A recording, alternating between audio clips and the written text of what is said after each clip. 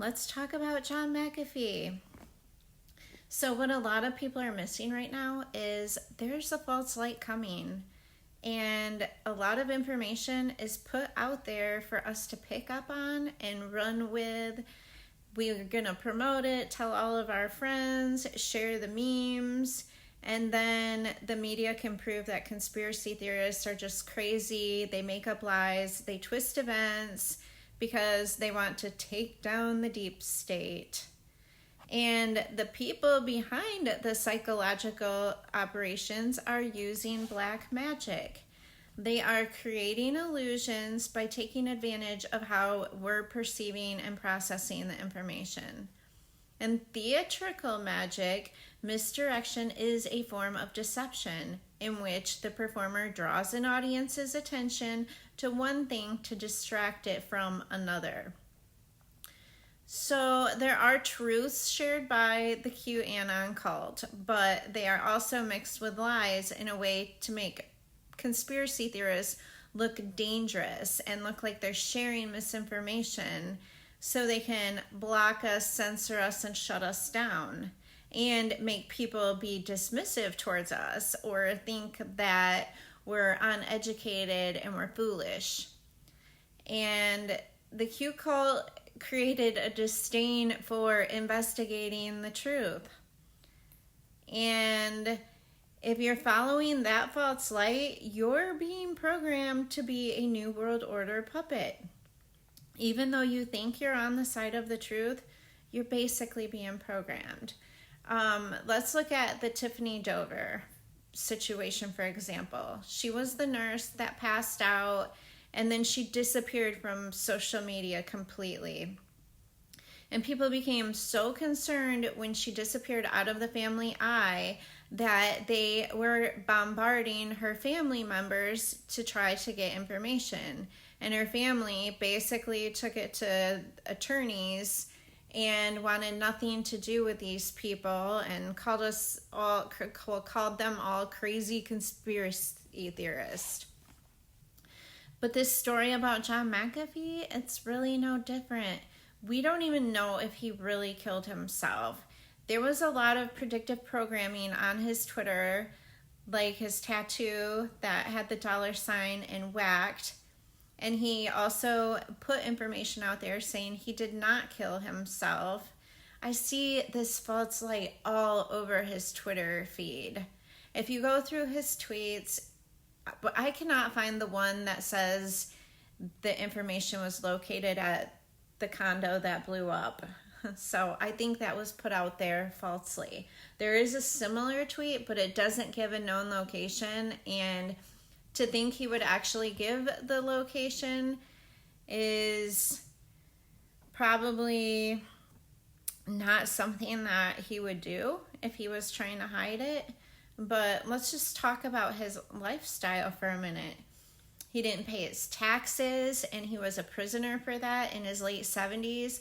He was totally into cryptocurrency, which is definitely a part of blockchain and the New World Order currency. He talked a good game to make people think he was on our side, but the things that he pushed are not going to make us free. He did crazy things like promoted doing drugs and selling drugs, took tons of pictures with his guns. He even did this crazy commercial where he was snorting bath salts with hookers. He even ran for president in 2020 and said he did it to spread a message of a corrupt government, but said that he knew it was virtually impossible, that he would never become a president. So this false light is leading people to be outraged over the virus, vaccines, currency, and they want to overthrow the government, which they're calling the deep state because they don't think Trump is a part of it.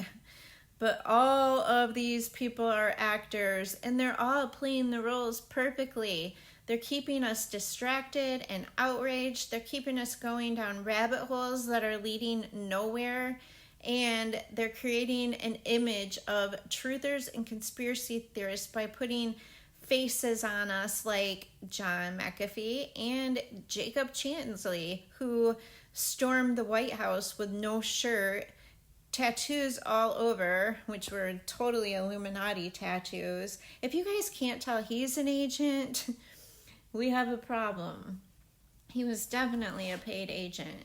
He had that fur hat with the horns and a painted face. Because the Q movement is just a psyop to make people that see something that doesn't quite look right or doesn't quite add up and they start to investigate it. It's to make people like them look crazy. And the Q movement has taught people to laugh at us and make fun of us. John McAfee seemed like he was on our side because he was talking about the government corruption, cryptocurrency, the virus, Bill Gates, and also made it very clear he is not suicidal. And the news of his suicide created a frenzy in the truth movement. People are going through his tweets to uncover all the clues and discover the truth. People are going to look at some of his advice and feel like he was giving us the proper advice. But you guys, the world is a stage, and this is just the same as Jeffrey Epstein. It's a Jeffrey Epstein 2.0. I'm sure him and Jeff are probably sipping cocktails right now on an island somewhere. You know, he may or may not be dead. I don't think that he was dangerous to the government. I actually feel like he was helping the government, and he's helping the people see that they want something different. They don't want the Republican or Democrat Party. They want something different, which will lead to the Antichrist saving all of us. Everyone focusing on him and sharing his tweets is exactly what the New World Order reset wants to happen, because Satan is very cunning. I want to talk a little bit more about your relationship with the U.S. government. So you last month tweeted about having terabytes of incriminating data on corruption in governments, plural. Yes. Could you go into a little more detail about what kind of data we're talking about? How did you get the data?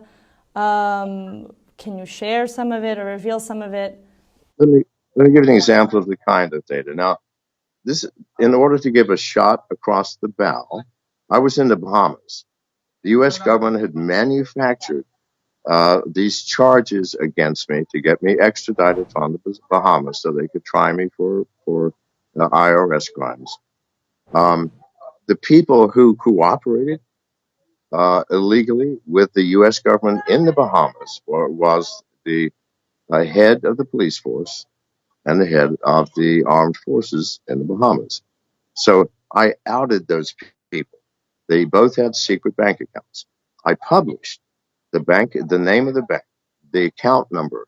Talk about the serious problem in the world, which is cybersecurity. We're living in 1984. Our freedoms are being restricted, our security is being eroded, and we have no more privacy. If we lose privacy, we will lose civilization, and we will certainly lose our humanity. With McAfee, the truth is always slippery. So basically, there's just really nothing to see or share with this story. It's just another psyop brought to you by the CIA. And if you like this content, please like, subscribe, and share. Thank you for watching my video.